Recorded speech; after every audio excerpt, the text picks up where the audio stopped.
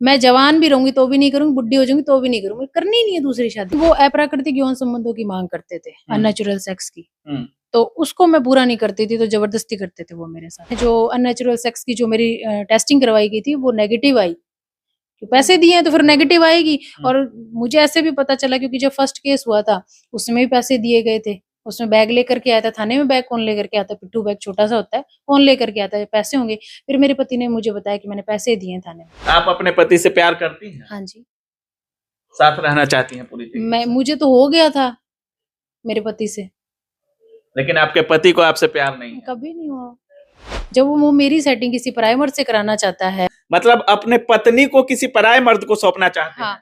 उसने अपने दोस्त को बोला, गंगानगर उसका दोस्त रहता था, ऑस्ट्रेलिया में रहते हैं वो भैया, तो उसको बोला कि मैं इसकी सेटिंग किसी गैर मर्द से करवाना चाहता हूँ, फिर साली को अपनी जाड़ तले दबा सकता। नमस्कार दोस्तों, अभी हमारे साथ एक ऐसी महिला है जिनका शादी 2018 में एक बीएसएफ के कांस्टेबल के साथ होती है और ये राजस्थान की रहने वाली है। 2018 में शादी होता है, 2019 में पति पत्नी अलग हो जाते हैं और 2021 में इनके पति के द्वारा दूसरी शादी कर ली जाती है बिना इनको डाइवोर्स दिए। समझ सकते हैं इनकी पीड़ा क्या होगी। सारी चीजों पर बात करेंगे, क्या कुछ ऐसा हुआ कि इतनी धूमधाम से शादी होती है और उसके चंद दिनों बाद ही अलग हो जाते हैं, तो क्या कुछ वजह होगा, सारी चीजों पर चर्चा करेंगे। कहाँ से आई हैं आप? राजस्थान। राजस्थान से। क्या नाम हुआ आपका? पूनम कंवर। पति क्या करते हैं आपके? बीएसएफ में कांस्टेबल है। बीएसएफ कांस्टेबल है। हाँ। शादी कब हुई थी? 2018। 2018 में। दहेज वगैरह भी लिया गया था क्या पति की तरफ से? नहीं, मांग नहीं की थी उन्होंने, हाँ। मर्जी से दिया था हमने। 35 तोले सोना और 10,21,000 नगद दिए थे। लगभग 50 लाख रुपए शादी में लगे थे। 35 तोले सोना आपने दिया था बीएसएफ कांस्टेबल को दहेज में? हाँ जी। और 10 लाख कैश? हाँ जी। तो इतना सोना आप लोग क्यों दे दिए कांस्टेबल के लिए? कितनी पेमेंट थी आपके पति की उस टाइम? उस वक्त हमने पूछा नहीं, जब शादी हुई थी तब हमने पेमेंट नहीं पूछी उसकी। हाँ। लेकिन जब फर्स्ट केस हुआ था तब पुलिस ने पूछा था, भी कितना कमाता है तू, तो उसने बोला था 30,000। अरेंज मैरिज शादी था या लव मैरिज शादी था? Arrange marriage. अरेंज मैरिज शादी था। तो आपके घर वाले देखे थे उसको, लड़का को अच्छे तरीके से? ऐसा तो नहीं था कि आपके शादी होने के पहले से वो किसी लड़की से संबंध था? मेरे से नहीं, किसी और से था। हाँ, किसी और से था। मतलब आपके शादी के पहले आपके पति किसी और के साथ रिलेशन में? हाँ जी। किसके साथ थे? कल्पना शर्मा, जयपुर की रहने वाली है वो। हाँ। जगतपुरा में रहती है और 2011 से उसके साथ रिलेशनशिप में है। 2011 से वो दूसरे लड़की के साथ रिलेशन में है, तो 2018 में आपके साथ शादी क्यों की है? पैसों के लिए। पैसों के लिए? क्योंकि उस लड़की के पास खुद का मकान नहीं है। हाँ। गरीब घर की है वो बिल्कुल। हाँ। और चोरी छिपे घर चलाने के लिए उसकी माँ, पहले उसकी माँ करती थी ये काम, वैश्यावृत्ति का काम, और अब फिर वो करती है। और उसकी बहन, वो ट्विंस हैं 2, तो वो करती हैं दोनों। आपके पास पैसा अच्छा खासा था, आप कह रही हैं कि पैसे के लोभ से वो शादी की? हाँ, पैसे के लोभ से, क्योंकि अब जो इतना कुछ हो रहा है तो यही पता चलता है कि उसने खुद ने बोला कि हमने पैसों के लिए की है शादी। क्या जरूरत था? आप कितने दिन अपने पति के साथ कितने दिन रही हैं आप? 1 साल लगभग। 1 साल साथ रही हैं? मतलब ड्यूटी पे जाते थे फिर भी घर आते थे, तो आपके साथ 1 साल गुजारे? हाँ, ऐसे ही रहा है। मतलब वो ड्यूटी चले जाते तो फिर मतलब ससुराल में रहना, और नई नई शादी में आना जाना होता है। हमारे यहाँ रस्में होती हैं, रिवाज होते हैं, तो जैसे दही देवताओं के कोई खाना करता है तो खाने पर जाना पड़ता है, तो ऐसे नई नई शादी में आना जाना होता था। तो 1 साल आपके साथ पति रहे थे? हाँ जी। उसके बाद क्या ऐसा वजह हुआ जिस पति के साथ इतना आपने, मतलब 50 लाख की खर्चा कह रही हैं कि 50 लाख खर्चा करके जो शादी होता है, तो ऐसा क्या हुआ कि आपके पति के साथ इतना जल्दी अनबन हो गया? 1 साल में आप लोगों में बिगाड़ हो गया, ऐसा क्या वजह? एक तो वो दहेज की मांग करते थे, 5 लाख रुपए और स्कॉर्पियो गाड़ी की। दूसरा 5 लाख कैश चाहिए था अभी उनको? हाँ, वो बोलते कि 15 लाख आना चाहिए था। 10 लाख 21 नहीं, 15 लाख आना चाहिए था। और पूरी फैमिली के लिए एक गाड़ी होनी चाहिए थी, पूरी फैमिली बैठ कर चली जाए, ऐसी गाड़ी होनी चाहिए थी। तो मेरे फादर बोलते मैं तो रुपए देना ही नहीं चाहता था, मैं तो मेरी बेटी को गाड़ी में विदा करना चाहता था। आपने बोला भी लड़की के अकाउंट में रुपए करा दो, तो मेरा अकाउंट उकाउंट में क्या, आप अच्छे लोग हो तो आपको दे देता हूँ भाई, ये थोड़ा ना संभाल लेगी, पैसों को संभालोगे तो आप। हम, मेरे पिताजी ने उनको संभालने के लिए दे दिए थे सारे कुछ, भाई जब इनको जरूरत हो तब आप दे दो, हमारी यही करते हैं। शादी के बाद भी क्या क्या दिया गया, मतलब आपके परिवार की तरफ से पति को शादी के बाद क्या क्या चीजें दी गई? शादी में दी गई थी, गहना दिया गया था, मेरे सास के कानों के थे, जेठ की अंगूठी थी, पति की 2 अंगूठी थी, कड़ा था, चैन थी, 30,000 की घड़ी थी। और तो ये सब शादी में दिया गया था? हाँ, शादी के बाद भी कोई गिफ्ट वगैरह या कैश कुछ दिया गया था शादी के बाद आपके पति को?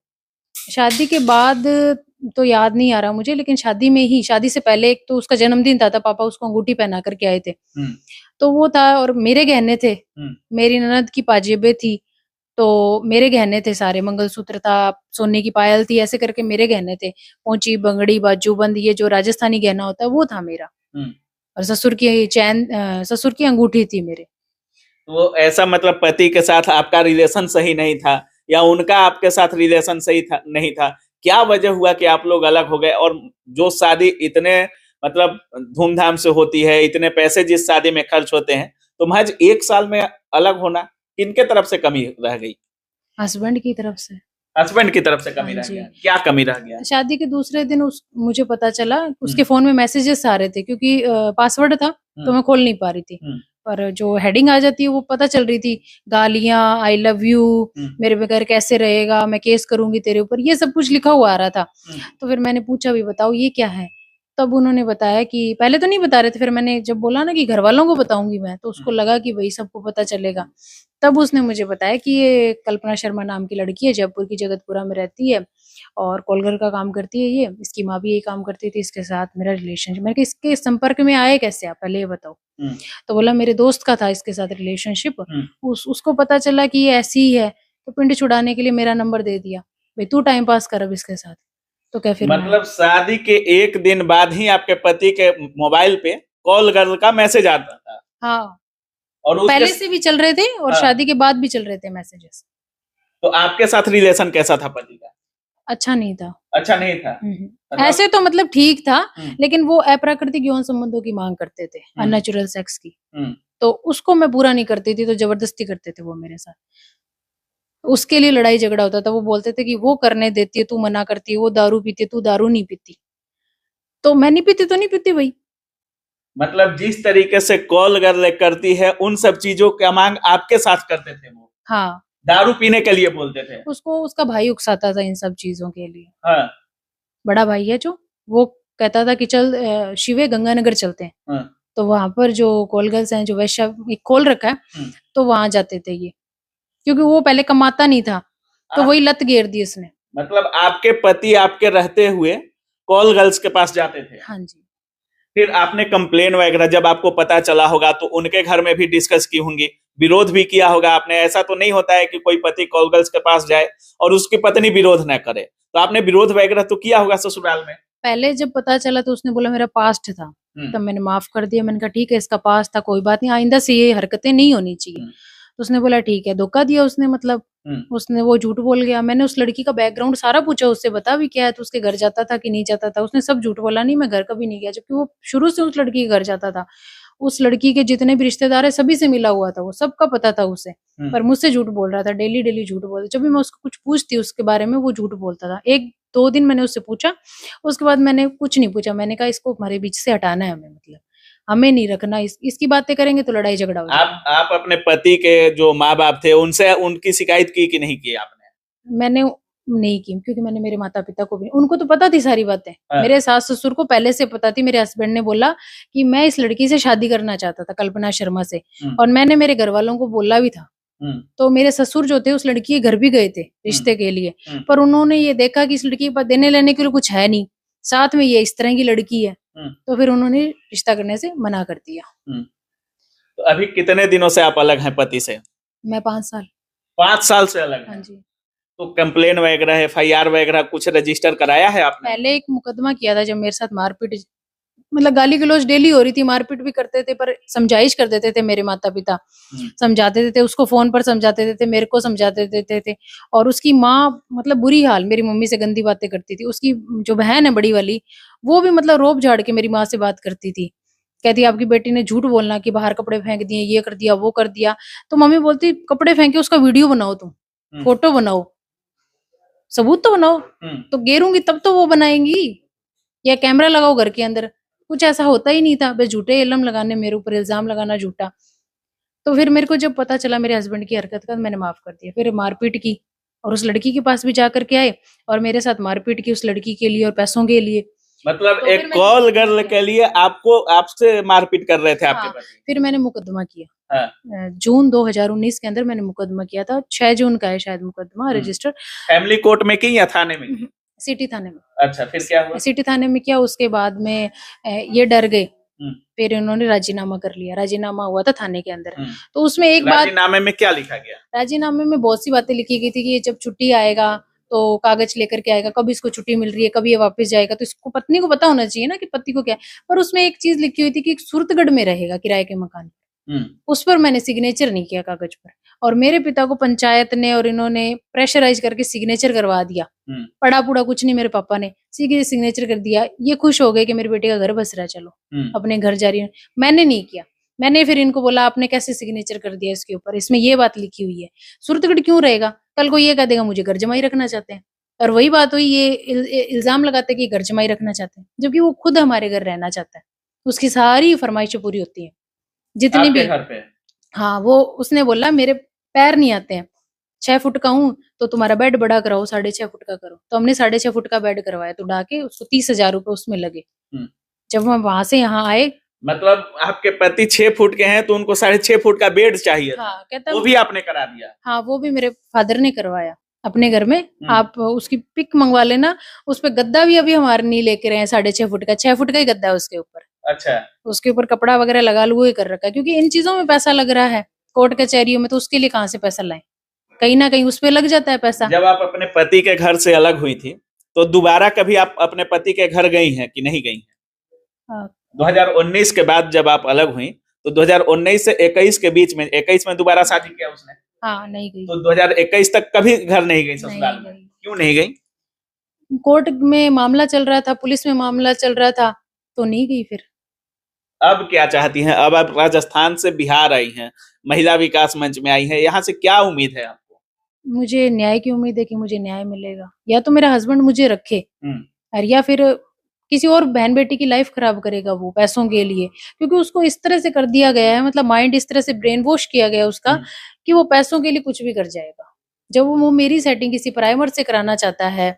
आपकी सेटिंग किसी पराने, मतलब अपने पत्नी को किसी पराये मर्द को सौंपना चाहते हैं? हाँ, उसने अपने दोस्त को बोला, गंगानगर उसका दोस्त रहता था, ऑस्ट्रेलिया में रहते हैं वो भैया, तो उसको बोला कि मैं इसकी सेटिंग किसी गैर मर्द से करवाना चाहता हूँ, फिर साली को अपनी जाड़ तले दबा सकता हूँ।